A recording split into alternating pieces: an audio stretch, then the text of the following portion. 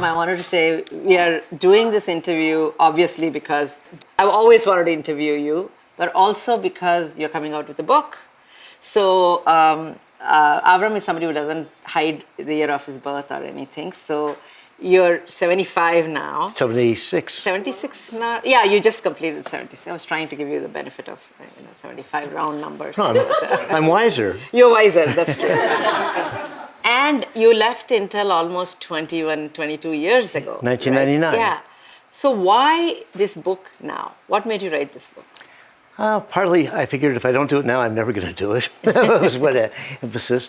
And I thought that I had some things to say.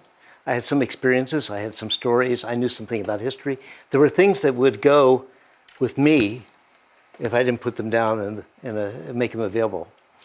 And so I started writing them. I started doing research. I started talking to people. And it's it's an amazing journey because when you look at life backwards, it doesn't look the same way as if you experience it going forward. You start out with dreams, you end up with memories. But it was an amazing experience. The first quarter of it was interviewing people, 70 plus, getting thousands of documents together, some of them internal memos from companies people were kind enough to share with me. Because I wanted the book to be based on fact, and that's very difficult when you just use your memory. The writing, which, I learned to write over 16 years of writing a blog, because when I first started writing, I wanted to write a book, but I couldn't. I didn't know how to. And so the writing, the whole process of writing, the editing, and now the marketing. Yeah. So, and the name of the book is Flight of the Wild Duck. Tell us how that name came about. Yeah. I was playing with different names. But I was in conversation with people. And one of the people that I was communicating with was Renee James, who many of you will know. And Renee and I were good friends when she was Andy's technical assistant. Particularly, we used to go to a conference called Allen, Sun Valley Conference, yes. Media Conference from Allen and Company. And she would come with Andy and she would train people, billionaires how to use computers. That was her job before they went into outer space. And and then she became president of Intel and then she left. Anyway, I was writing to her about the book and I said, one of the things I'm struggling with is writing about my relationship with Andy, because I really felt bad. I felt like I should have had more impact than I had. I still feel that way. And especially when I look at what Intel's become. And I kept trying to wonder, what was it and so on. How come Andy didn't listen more to me? And I said that to her and she said, no, he thought he loved you. He thought so highly of you. When you left, he said, we'll never be able to replace Avram. He's a wild duck and I always need a wild duck. So I thought that was great. I could use his name, and but I was touched that he said that to her. I don't think he acted that way particularly, but it was nice that he thought that. And so I took that name, and the subtitle is An Improbable Journey Through Life and Technology. And my book is about a very improbable journey. Mm-hmm. It's not probably what you would think. When people would meet me or think, or some executive at Intel, they would have no idea about the journey I was on. So that's today's conversation is going to be a lot more personal about you, not necessarily the trends of technology or whatever.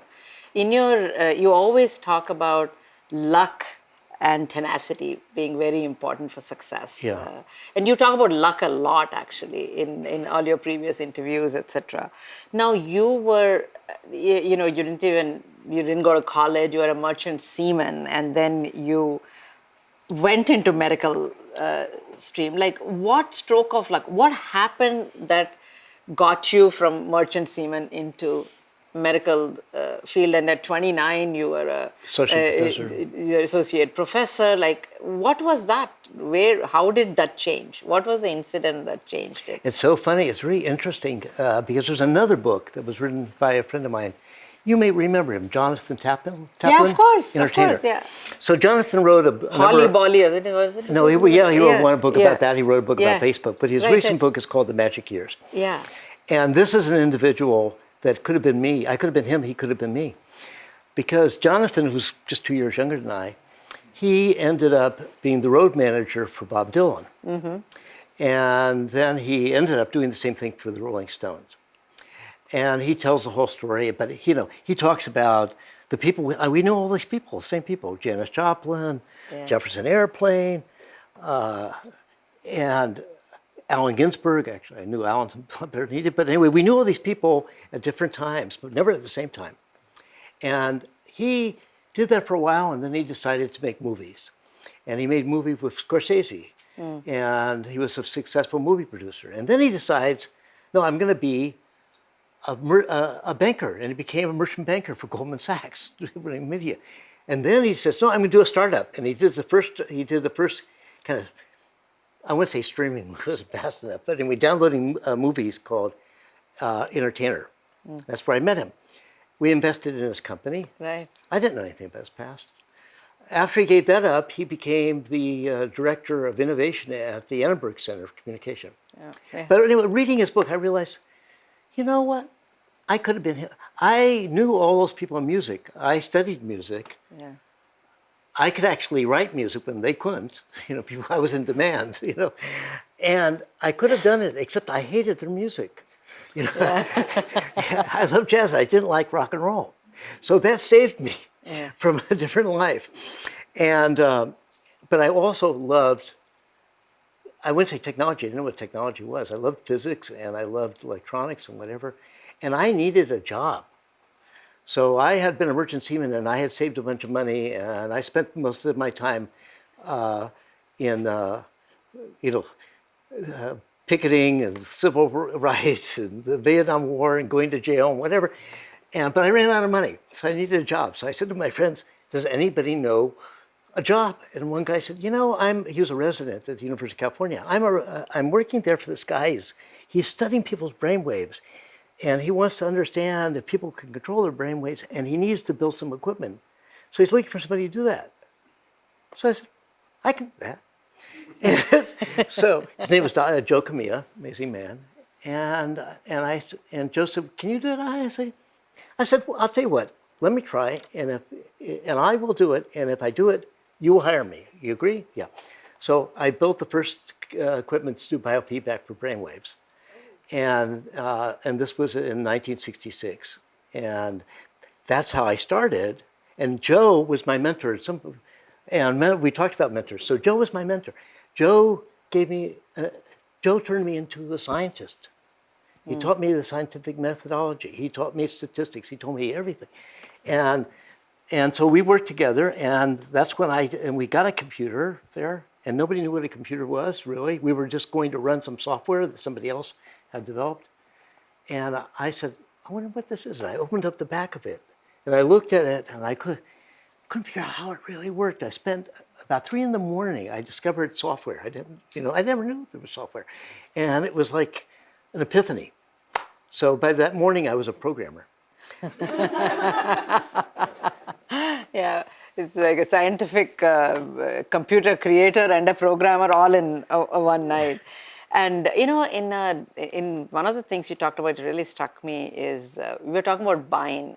Intel started buying. Yeah.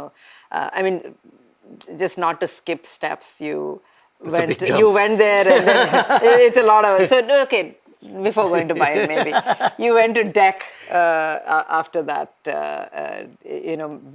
After medical field, you switched to DEC. Okay, how did that happen? Well, let's talk about that for a second, because that's important. Yeah. First of all, one of the things I really want to talk about in my book, and I hope to help people who are like me. I couldn't have made it in school. I didn't make it in school. It was not possible. I'm not the only one. But the way our society is, it's an institution. And if you can't make it through that institution, you have to go step, step, step, step, step. And then you can and if you go to this one school, you can go to that company. And if you go to this school, you go to a company that's not quite as good and whatever. And that's the way it is. And frankly, it's bullshit. And it's an institutional model from the industrial age. It doesn't really make a lot of sense. We throw away a huge amount of talent because the people who can go through all that are a certain kind of personality. And when I was at Digital, and I ran half the hardware engineering organization in the second largest computer company in the world, but I had never been to engineering school. The people that did the training for our customers said, people learn different ways. Well, I knew that. They said, think about a 4-quadrant model: concrete and abstract, random and sequential. So people fit in these 4-quadrant models, but we don't have to worry about that because all engineers are concrete sequential. And I said, that's crazy. I said, what you're saying is that the only people that graduate from engineering school are concrete sequential. But there are many talented engineers that never went to engineering school because they weren't concrete sequential. So, but how did I end up there? I've been 5 years in Holland. I was a founder of a medical institution in Rotterdam for cardiovascular and pulmonary medicine that was based on computer technology. I ran the computer department there and at the hospital and at the university. And I wanted, my son's here, he knows, I wanted to raise my children in a place where I felt Jews were safe. And I didn't feel that about Holland. So, and I was always kind of Zionistic. So we ended up going to Israel, where I had an appointment at the University of Tel Aviv Medical School. But I also started a business because actually the Minister of Commerce, who I met, said, what are you going to do here? And I said, I'm going to be a professor. You know how many professors we have? He says, do you know anything about business? This was not the Israel of today. I said, yeah, I know some things about business, and I know something about tech. He says, why don't you start a business? And the Ministry of Commerce gave us the money to start a business, doing basically productizing the things I'd done in Rotterdam. And I did that, and everything's okay. And then I realized, how should I say it? I felt too closed in. First of all, Israel was really isolated then. I was an expert on real-time physiological signal processing and cardiovascular medicine and also neurology. I've written many papers.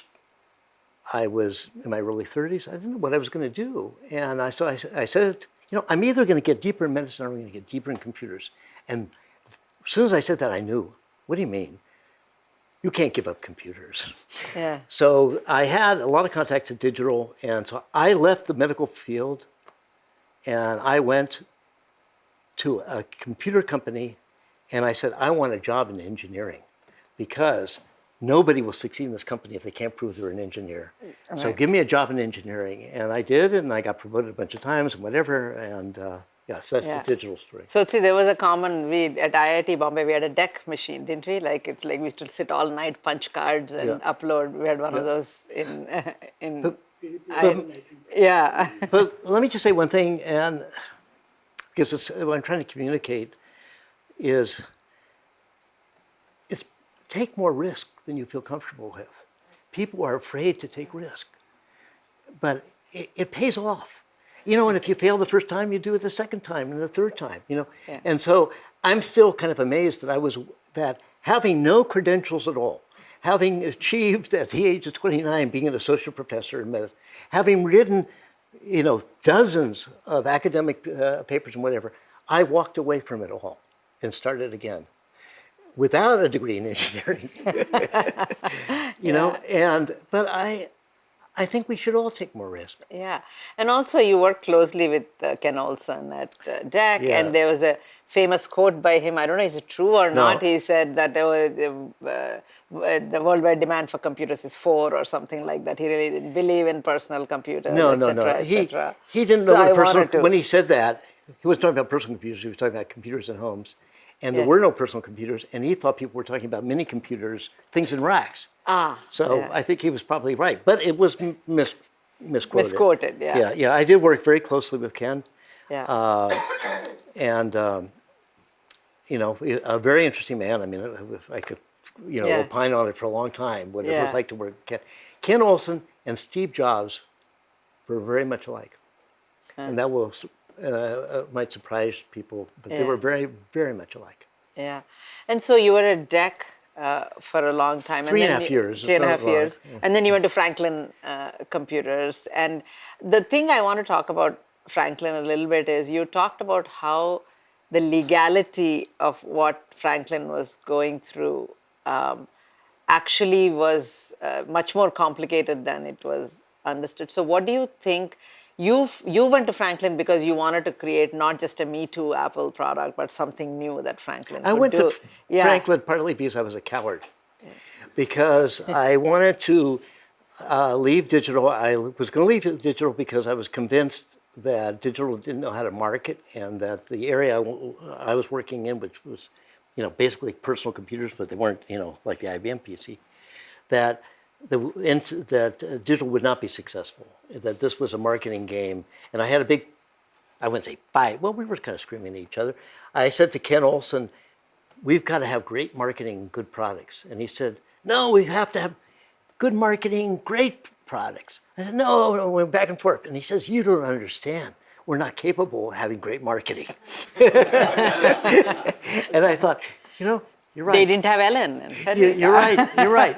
So I wanted to leave and start a networking company. I was involved in, by that time I was involved in local networks, digital, Xerox, and Intel had put together a coalition to do Ethernet.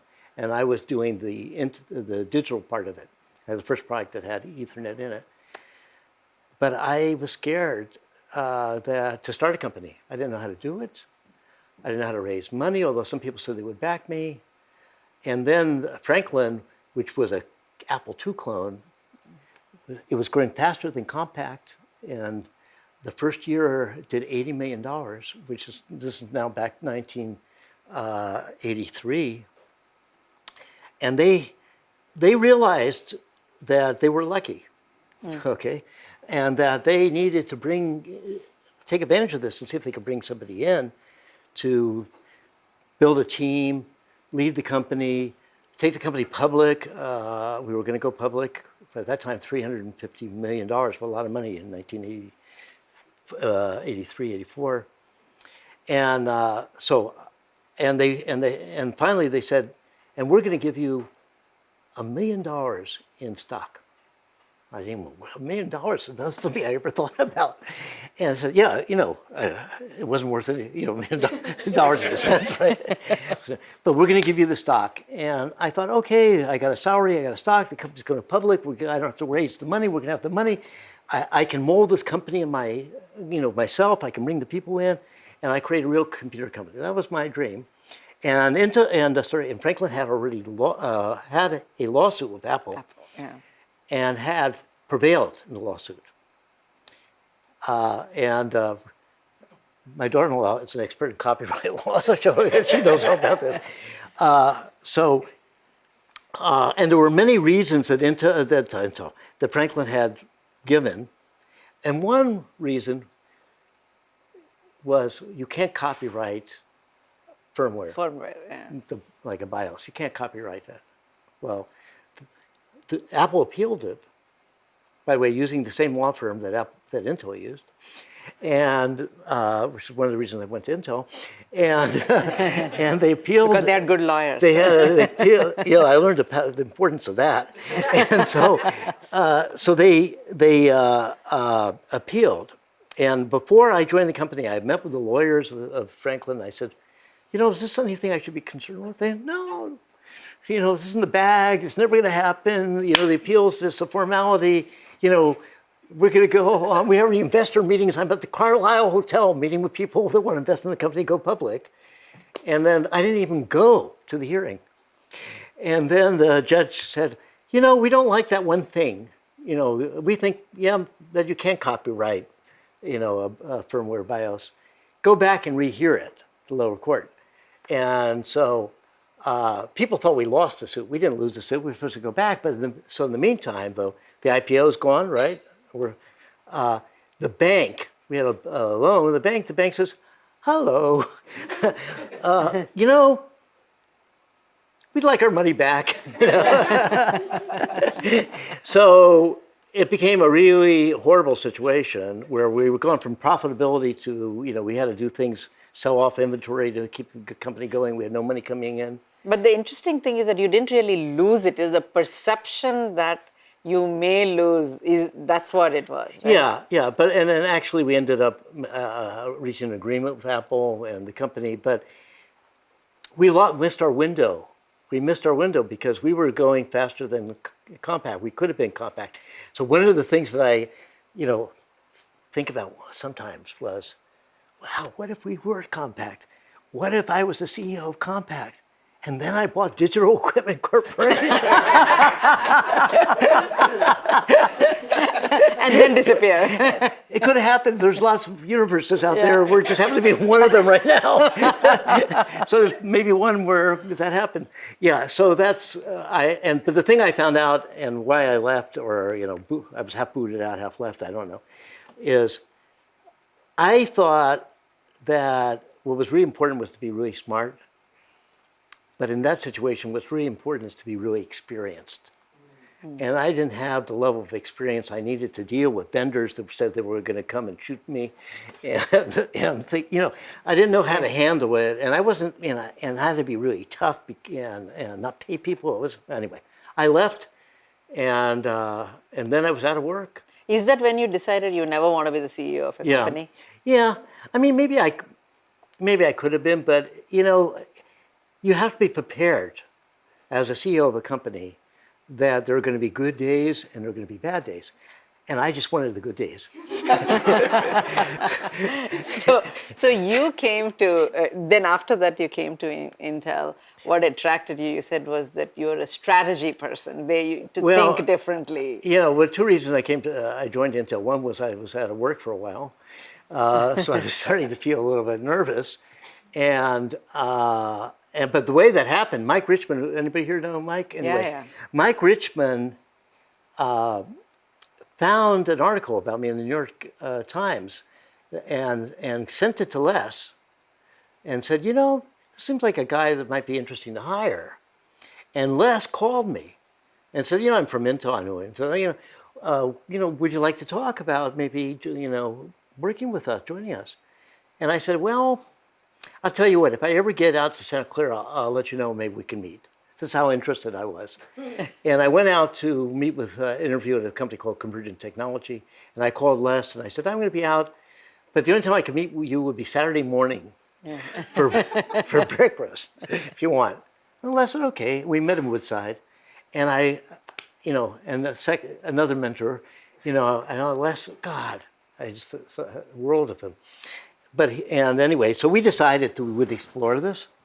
And I thought about Intel. I thought, hey, Intel seems to be an execution machine. They are brilliant at executing things, but maybe they don't really know where they should be going. This is before the PC really took off.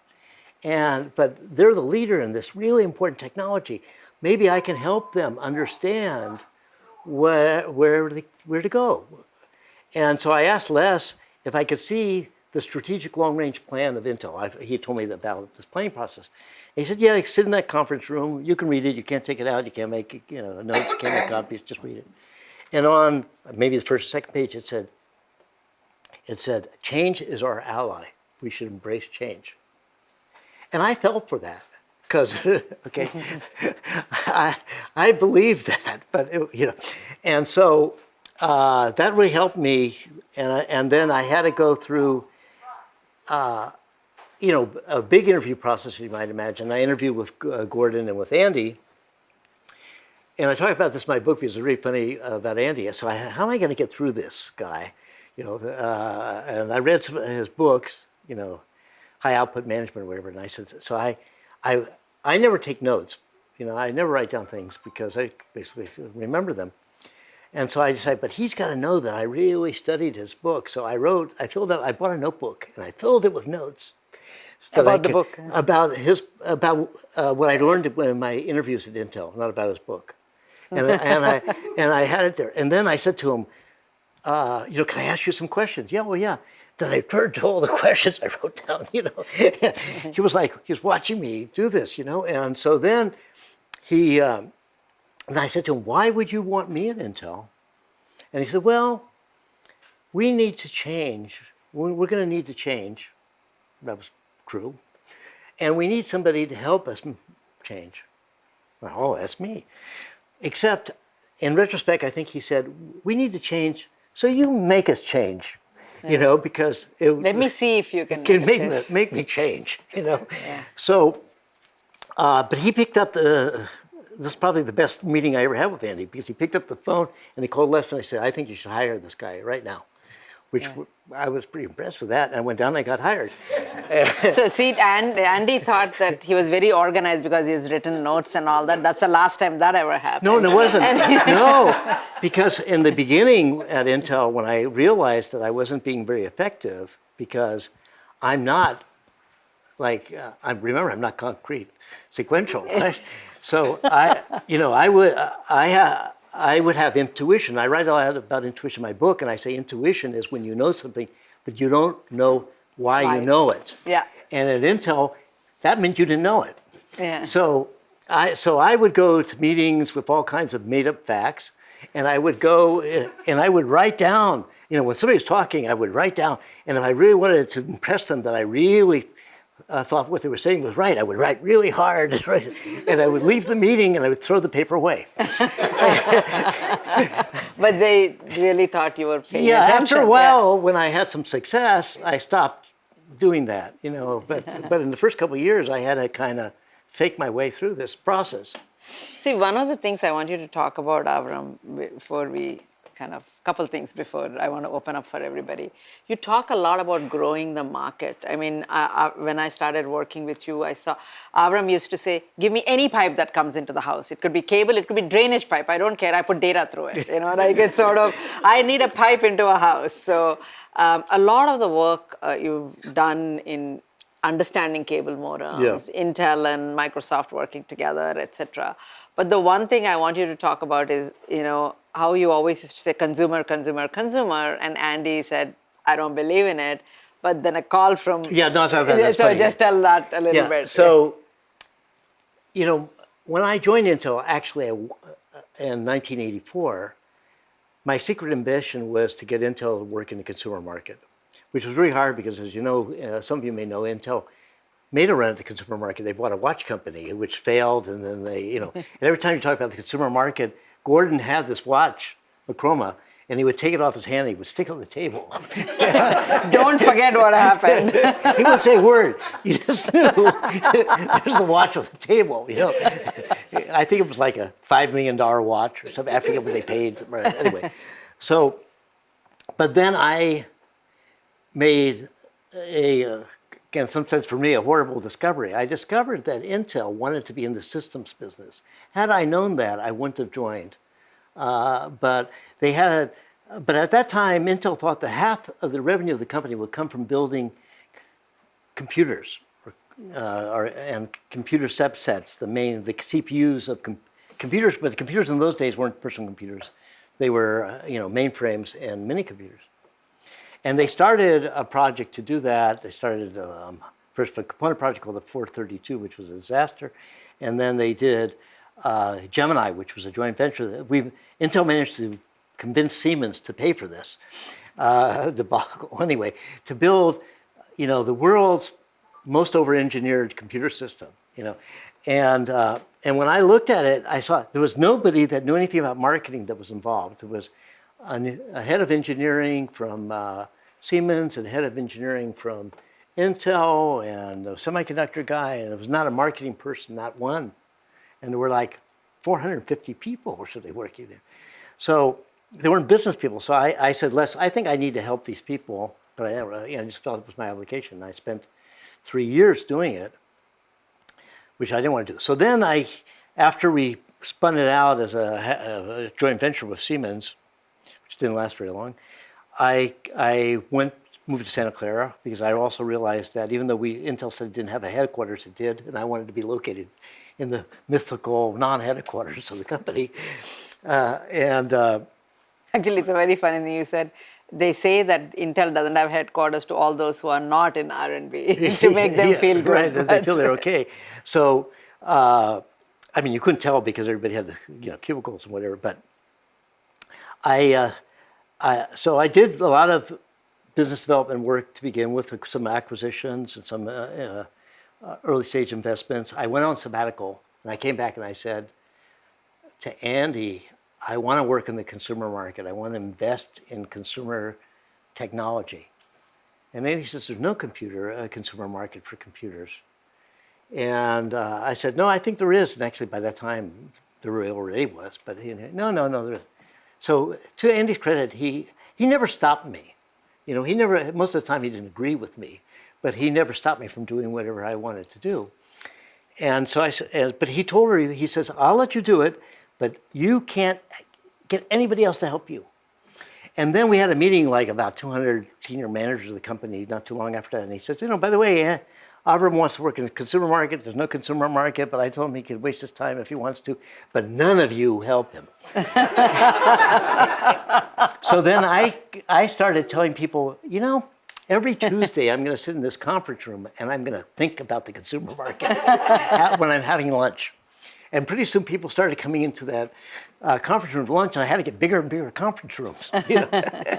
But that was what's going on, and actually it did help us. We launched the Pentium towards the consumer market, because some knowledge of the consumer market by then. But one day, 1992, Bill Gates calls Andy Grove up on the phone, and he says, Andy, we really want to work on the consumer market. We want to build consumer products here at Microsoft, but we can't find anybody at Intel that cares about it. So you won't mind if we work with AMD. So AMD, of course, being the arch enemy of the company, Bill knew what he was doing. He was manipulating Andy. Okay, Andy said, what do you mean nobody cares? One of our vice presidents, Avram Miller, do you know Avram? Yeah, I know. I knew Bill from the time he was 25. I know Avram. He's spending all his time in the consumer market. So Bill says, get him up here to meet with Rob Glazer. Rob Glazer, who then did Real Networks, was my counterpart. Greg probably remembers some of this. And so then he called Les, and he told him what happened. He said, ask Avram to come up and see me. I went up and he told me, he says, listen, Bill wants to do these things in the consumer market. There is no consumer, he's still in the same place. I don't care what you do, just keep him away from AMD.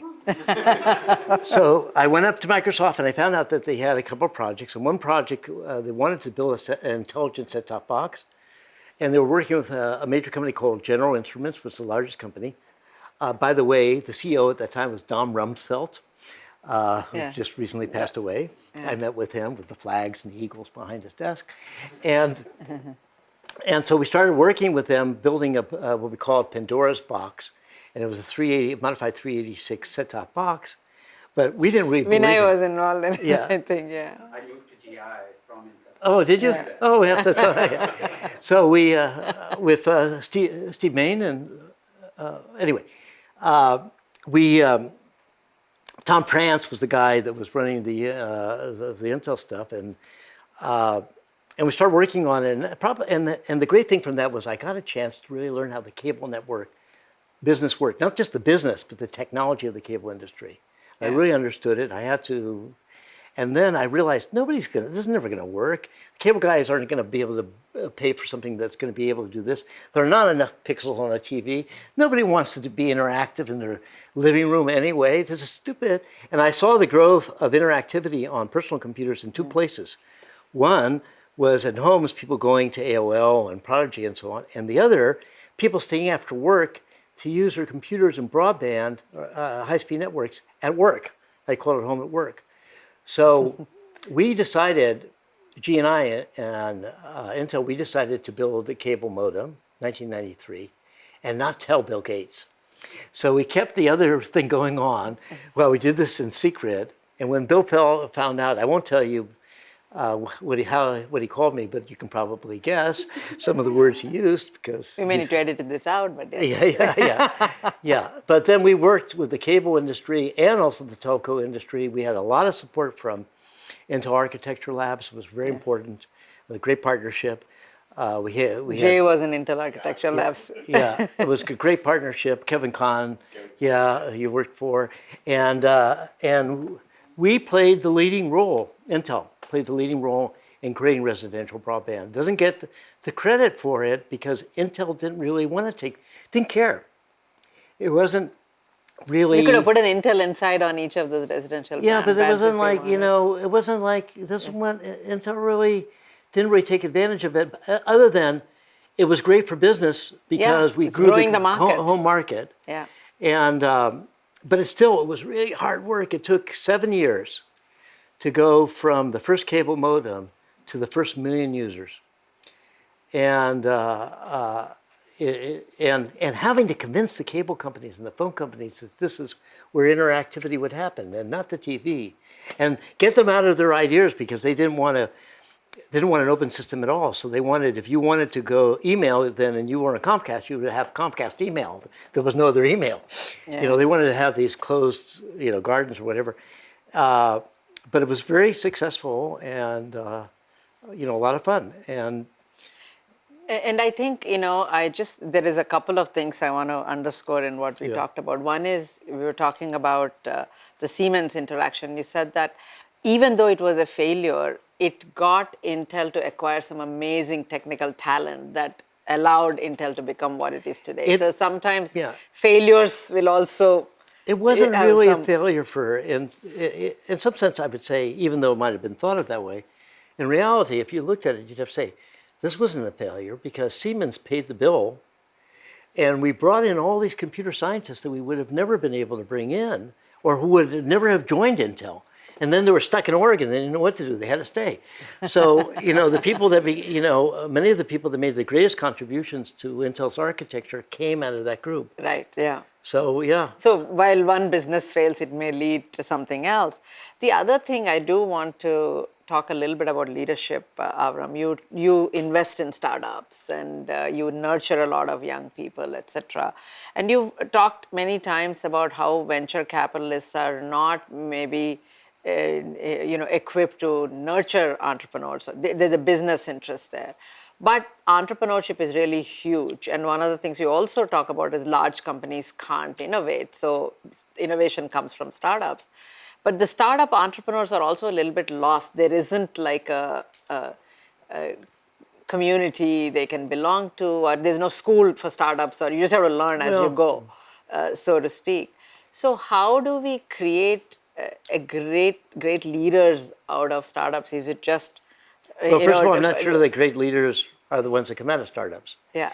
We talked about luck. Yeah. Well, most startups fail. I think everybody knows that. And I would say if you were to look at and then of the successful startups, which founders became successful CEOs of large companies like a Jeff Bezos? Not very many. So, they might do it later in life or whatever, but I don't know that being a startup is a good training for managing a larger business. It's a good training for understanding a business, but and they don't get mentored, but also they don't listen. Yeah. So, I mean, the worst, it's really difficult to give advice to a startup CEO. I mean, I could count on, I don't even know if I have a finger small enough, the number of CEOs that really listen, because it's a crazy thing to do to be a CEO of a startup. And you have to have belief in magic, and and that magic is a belief in yourself. And you have to say, and everybody's telling me why I can't do it, but I'm going to do it anyway. And so what you see out of this is a sort of a combination. I would say 2/3 luck, 1/3 the talent. By the way, I'll tell you, there are venture capital firms like Kleiner Perkins, John Doerr. He believes that the most important thing is to pick the right team. That's what he says. He lectures about it all the time. And I finally said, why does John say that? And I said, because that's the only thing he knows. He doesn't really understand, the strategy or whatever. He can recognize, an area maybe and pick a right team. But I looked at startups like a house in a neighborhood, And I always said, I'd rather have a bad house in a good neighborhood because I can fix that up than a great house in a bad neighborhood because I can't fix the neighborhood. So I was never fixated on the CEOs. I was fixated on first trying to understand for myself where were the opportunities, and then try to make the right bets, and more than one in some neighborhood, and that worked very well for us. And yeah, there were some great CEOs, but boy, I would have a hard time, naming them. Like I'd have to work at it. So let me ask you personally about yourself. You said writing this book has actually changed your own view of yourself. What has been the biggest impact for you personally writing this book? I didn't realize before I wrote the book how many times I failed. I had excommunicated a lot of failures. So when I thought of my life, I thought, wow, what a great thing. You did this and you did this and you did this. And I kind of downplayed in my own mind all those failures. So then I had to think about, well, what does those failures mean? And then I decided it's not a failure unless you don't learn. And so I think that they were really valuable things to do. And so at first I was depressed. Yeah. So the first thing was, is I tried to be really objective about my life and not tell myself stories, but to tell myself really facts about my life. I was kind of depressed, and then I started understanding it a little bit better. And I tried to write that in a book because I think that failure is really an important thing, because if you aren't willing to take risk, you won't fail and you won't accomplish very much. If you take risk, you have a good chance of failing. So what does that mean? You have a good chance of failing means you've got to try again. And you've got to think every time you fail, what did I learn? How can I be better? So that was a big part of it. The other thing was, it had to do with my own little complex about how come I didn't have more impact on Intel. I had some impact on, some people would probably think I had more than I think I have. But anyway, what was that about? And also, what about Intel? Why couldn't it have done a better job? But then I started to realize, Intel was in a box. It was in a certain kind of business, and it was very hard to be in that business and get out of that business. It was a bad neighborhood, actually. So it had a beautiful house in a bad neighborhood, semiconductor industry. And it had no direct commercial relationship with end customers. And, like a Microsoft. Microsoft had the same business as Intel, OEM business, operating system, but then it had an end user business that was really important. And which one of the reasons I tried to get Intel in the network business when I first started, to try to acquire Cisco and whatever. That's a whole other story. But I became a little bit more tolerant because I realized, not that I'm very tolerant of it, but I realized that it would have been very difficult because I kept putting myself in the situation of saying, okay, Avram, what would you really have done? You're upset that Andy didn't do things that you thought he should do, but what should he have done, really? And what would you have done? And even looking back, now that you know everything, of course, I could have made bets in the stock market or whatever, but looking back, what would have been what Intel should have done? So I learned a little bit of forgiveness about Intel. Although I think there were a lot of other problems, But I have to say one thing that, I had a chance to interview Andy about 10 years, more than 10 years ago, and Raju was there as well. And he said one thing at that time. I asked him, as a CEO, what grade do you give yourself? And he said he gave himself a B+.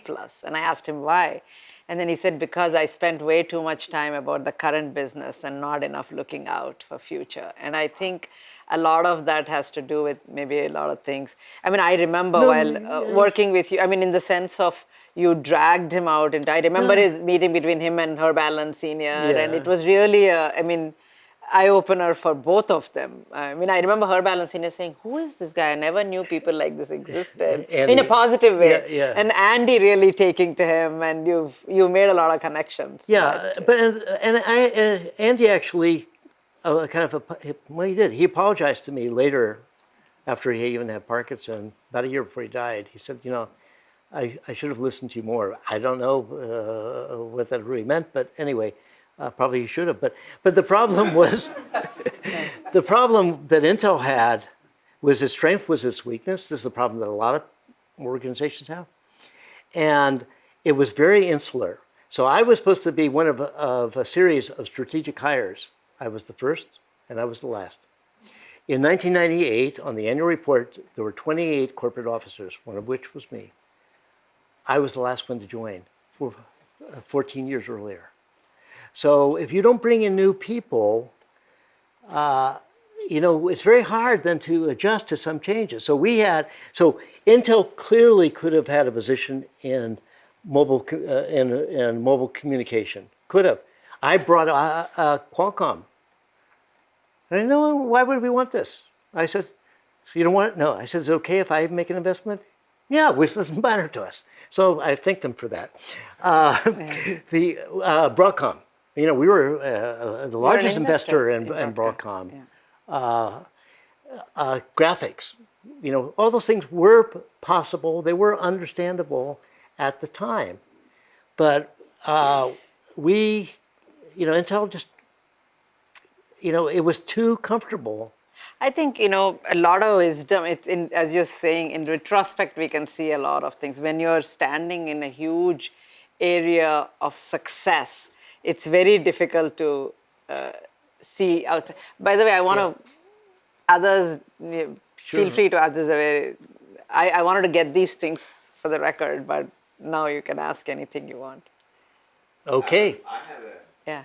point to make. You said a startup CEO. Yeah. Startup CEO cannot generally scale themselves as a company grows. Exception is, of course, Steve Jobs and Bill Gates and Michael Dell and so on. But very few startup CEOs can scale themselves as the company grows. What's your view on that? No, that's what I think I was. But why, he's saying, why is that? Oh, why is it? Maybe, I'm thinking about this for the first time, so I might have a different idea about it later. But because these people don't tend to listen to others,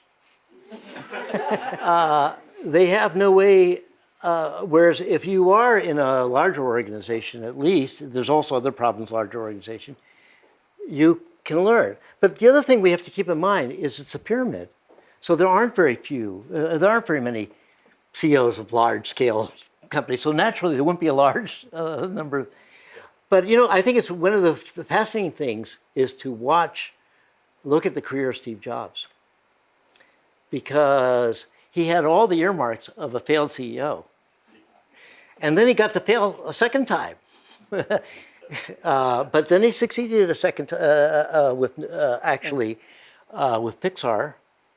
Somehow he started to learn there. And something happened. I mean, I've tried to understand it because I knew Steve, but I didn't know him that well. And so, I tried to understand a little bit, how was it that Steve Jobs became Steve Jobs? But Ken Olsen didn't become a new Ken Olsen. And Andy Grove didn't become a new Andy Grove, Well, of course, Ken was successful, so he just thought he could continue. Andy was successful, Steve failed. Steve failed big time. And he came out of that with some kind of understanding and a vision and a way to inspire. Because there's also a whole thing, this is a long topic, because leadership, what is a leader? What is a strategist? What is somebody that can inspire? What's a visionary? I always say visionary is a dreamer with a PR department. That's how I thought of myself. but these are different attributes. I think also there are different skills that are needed at different levels. I think that passion you have at a startup, that kind of a thing may not translate to you. Yourself said it. Suddenly you have 10,000 people, you have to write status reports and all that. I mean, it just is like not. And then when there's an IPO, there is a lot of responsibility to the public. Maybe there are very few people who can manage all aspects. Some are. That can grow. Good, you have to kind of grow with the business, right? And I think that, to grow, I think it's a problem if you're too insular. You don't see and you don't learn from others. You need peers. You need friends who are also CEOs, not subordinates. Yeah. Anything else? Do you think the reverse is also true? Do you think the reverse is also true, that somebody who's run large companies successfully would find it very difficult to do a startup? Oh, of course they do. You know, the worst thing to do is to hire somebody who's a CEO or a senior executive at a big company and make him the CEO of a startup. That's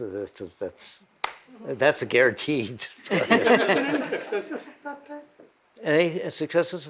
I'm sure if we looked, we would find, because I there's mean, so many Eric startups. came to Google. I mean, it was not quite a startup at that time, but he did come with experience. Well, right, Eric was the CEO of Novell. right. I mean, he came from a big company. Eric had run a division, I think, at HP. Right.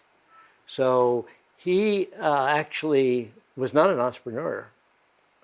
No, I'm just saying a big company person coming to a startup. I mean, he's a big, No, he was. By that Google, time, yeah. Google wasn't a startup. at that time, yeah. No, and they needed somebody to, put the processes in place and so on to rein them in. Right. Any other questions? Yeah, I was thinking I probably have a different perspective. Raju was also at Intel. And Yeah, but just, I don't quite agree with that analysis, startup, these founders. In fact, if you really think about some of the truly great companies that have scaled, most of them are actually founder-run companies, whether it's Intel, Oracle, Microsoft, Yes. Apple, of course, he came back, and, even now, current generation is still too young to say, but Yeah. Facebook or Google, they're all founder-run companies. Yeah, Are there enough companies of this caliber that were not founder-run? No, In fact, I find it hard to. I'm sorry, I do agree with you. Yeah. I do agree with you. The most powerful company is a company that's led by a founder, which doesn't mean that most founders can lead a company. that's the, yeah. But if you look at all these things, I would say, when you have a founder leading a company that's still capable of doing it, okay? But if you look at the top 20 companies, I'm thinking Salesforce, in the high-tech industry, my guess is probably, more than half, maybe even 2/3 of them are actually founder-run. Yeah, and I agree So with there's that point. something to be said for that. Yes, That's but, a debate, right? but you just said 20 companies. Yeah, that's what I'm saying. But truly great companies of that caliber. Yeah. Yeah, I think actually that's the thing you said in one of your quotes. The really successful ones are the ones where the founder can make that transition. But there are many others that fall off because the founder couldn't make that transition. That have come from outside that have messed it up also. Correct, yeah. Right. I'm just saying, if you think of the top 20 companies, I'm just speaking that now, thinking loud, but You know what that means? We need George Washington to come back. George Washington to come back. oh well. Yeah. I have a comment on that. I'm a founder, and I had to make a switch from moving from a founder mindset to actually being a CEO. And it is very hard because the founders are always visionary, forward thinking, but I have, stuff to deal with on an everyday basis. So one lesson I've learned is to grow, you have to let go. And the biggest advice I got from my mentors is let go. Let somebody else do the product. Let somebody else do the books. Just let go, let go, let go. And I think all these great people have probably somebody coached them to let things go off their plate so they can focus on the growth. And we are growing because of, I let go. Because I feel I'm fairly smart, I have a PhD, I thought I knew it all. But sometimes intelligence is your biggest weakness. Because you can do it, you will do it. But my mentor said, because you can do it, you should not do it. That's the big switch that I had to make to really see my company grow. So on that note, I do want to say that sometimes you have to know how to ask for help also. And, I have run this company for 10 years. It's been very tiring. I mean, there are times I would wake up in the middle of the night and say, why am I doing this?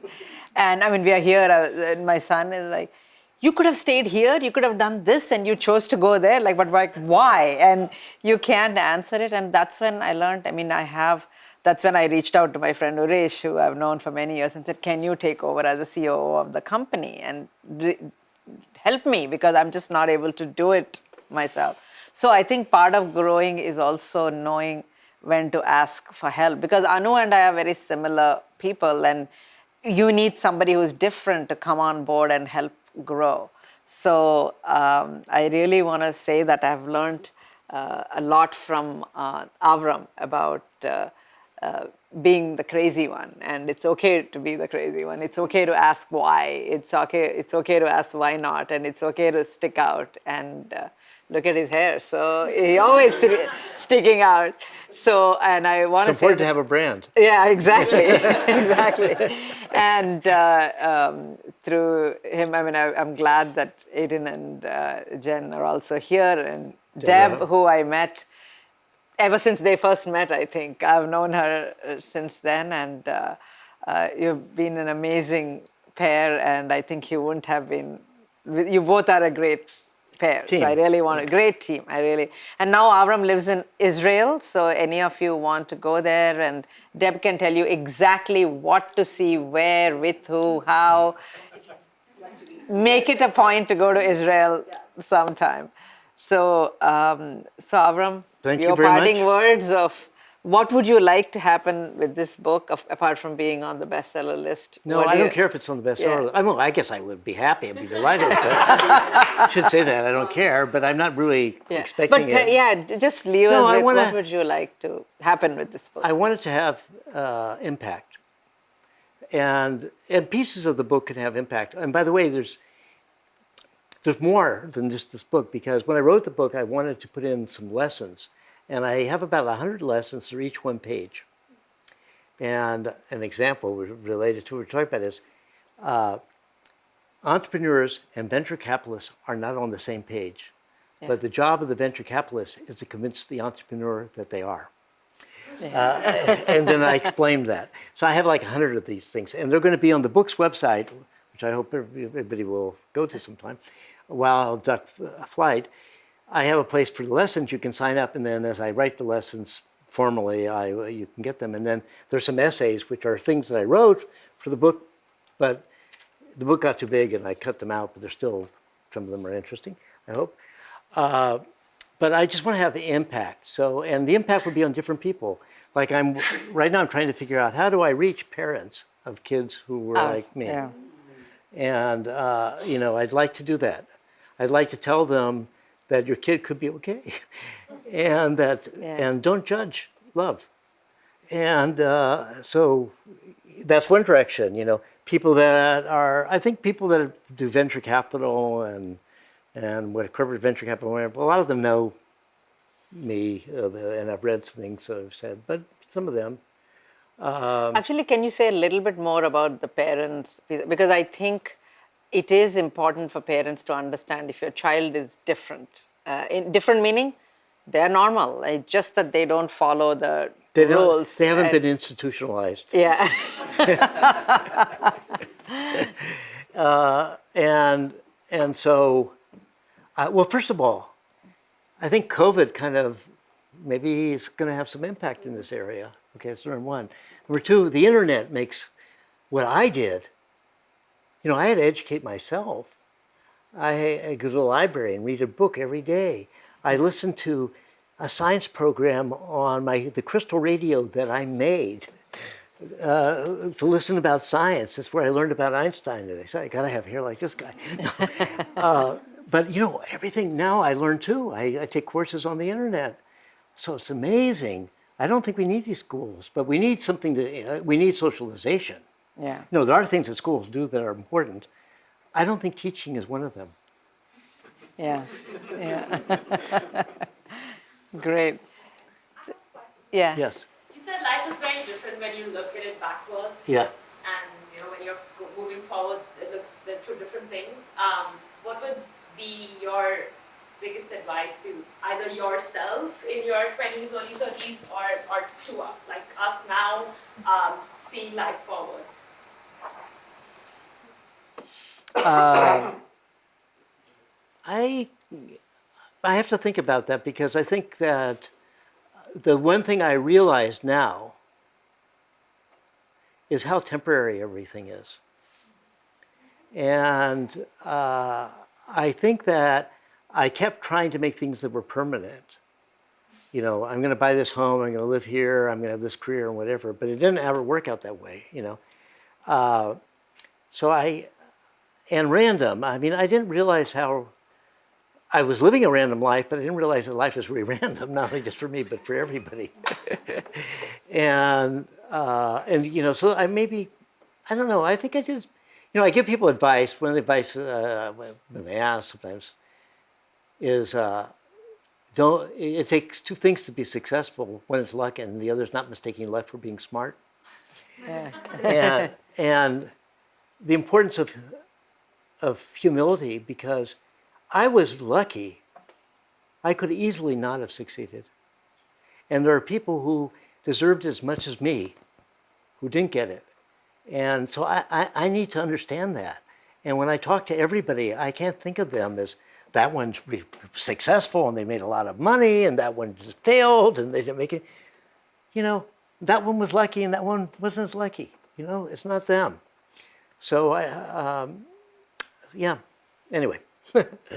I'm trying to give you a better answer because I need to think about it more, okay? But You know, I was making a comment, thinking back in the days when Lakshmi and I was in Intel and everything. yeah, You were an optimist, obviously, because you didn't look at failure as the fatal step, because that's how, in some ways, when I started Intel, that is the mentality. It's about your intellectual capability, not your title. Everybody has the potential to make a difference. Even if you Yeah. just right out of college, you can argue in front Right. of a whole group of people. And so I think coming from Intel in that era, regardless of what the decision or direction the company made, it gave a lot of us the ability to take calculated risk and not Yeah. think about failing or taking a risk as being a bad thing. I Yeah. still remember one of my first Yeah. job at Intel, I probed silicon. I was a design engineer, and I dropped the probe on the you know, across the Yeah. silicon, dragged the Yeah. whole row, and I thought I was gonna be fired. My manager looked at me and said, "Okay, that's really bad, but don't do it again. Move on," kind of thing. You know. Yeah. Here these days, talking about education, we're teaching children to be only do things one way. There's only one way to do it right. It's the wrong direction in some look, ways. Intel is a great company to be from, Yes. Yeah. and I learned a lot. You know, I mean, I think that a lot of the culture was really good, and so you always want to take the good Right. from whatever, you know. But I think being an optimist, you took the good and exploded into other things. Whereas, you know, there are people that went there and left thinking, oh my God, this place is crazy. And then they went off, you know, like you said, thinking it's disaster failure, they went off to different companies. So you took Yeah. a lot of the greatness and made it even better in different ways. Thank you. Yeah. Thanks, everyone. Stay. Thank There is you. still a lot of food, and the weather is a little cooler now, unlike earlier. So feel free and just hang out. But thank you so much. Thank you.